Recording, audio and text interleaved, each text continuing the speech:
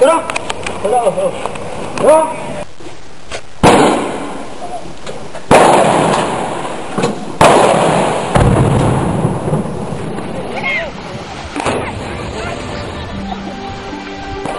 the immediate aftermath of Burma's first elections in 20 years, armed conflict between the State Peace and Development Council Army and Democratic Karen Buddhist Army in eastern Burma has resulted in the largest influxes of civilians fleeing into Thailand in more than a decade.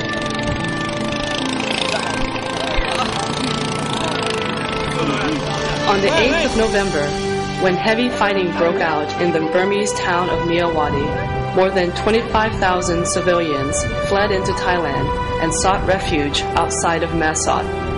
This was the largest single influx of refugees into Thailand in 25 years.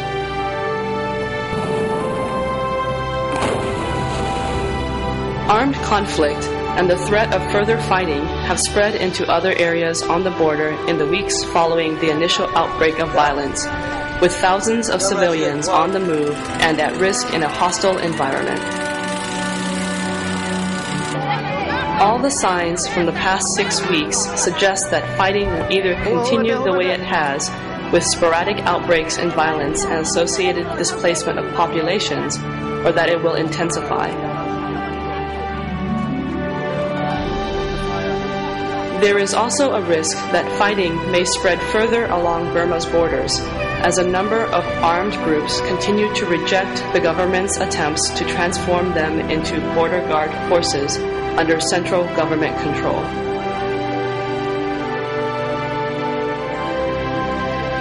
The international community's attention to the situation has decreased since the first large influxes of Burmese civilians fleeing fighting after the elections.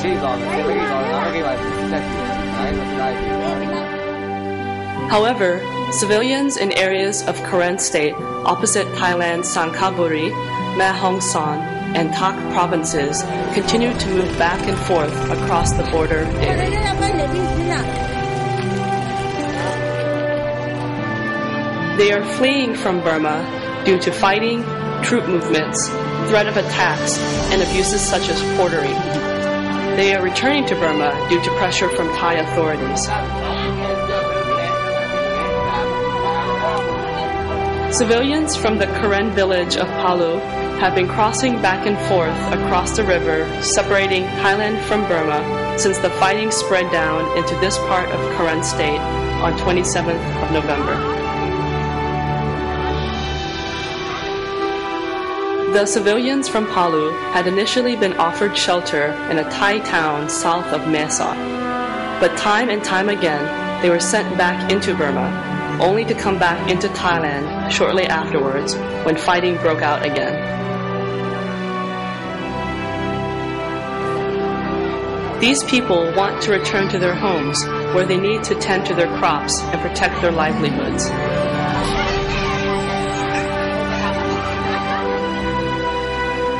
But they are also afraid of the fighting and of human rights abuses, such as being forced by the military to work as porters or human minesweepers.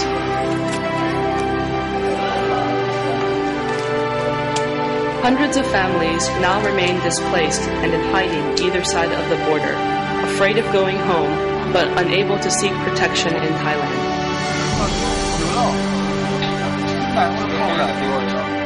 Many civilians also risk their safety on a daily basis to cross back into their villages, where they still have to tend to their crops and protect what remains of their livelihoods.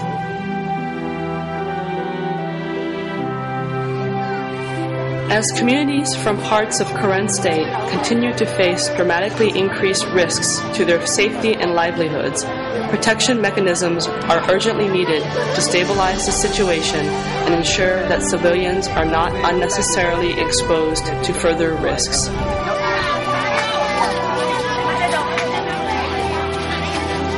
We urge the Thai people and authorities to continue to allow Burmese civilians fleeing actual or anticipated conflict to seek temporary shelter on Thai soil.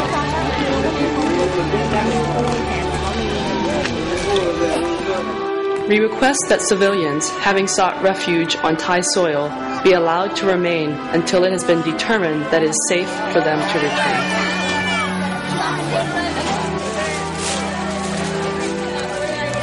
We ask that all stakeholders be involved in developing a joint contingency plan for further influxes of displaced civilians into Thailand.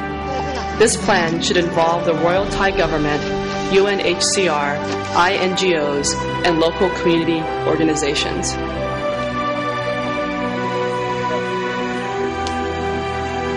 We call on the international community to exert pressure on the Burmese military regime to cease all attacks against ethnic communities and engage in tripartite dialogue with ethnic representatives and the democratic opposition to find a more sustainable solution to this situation.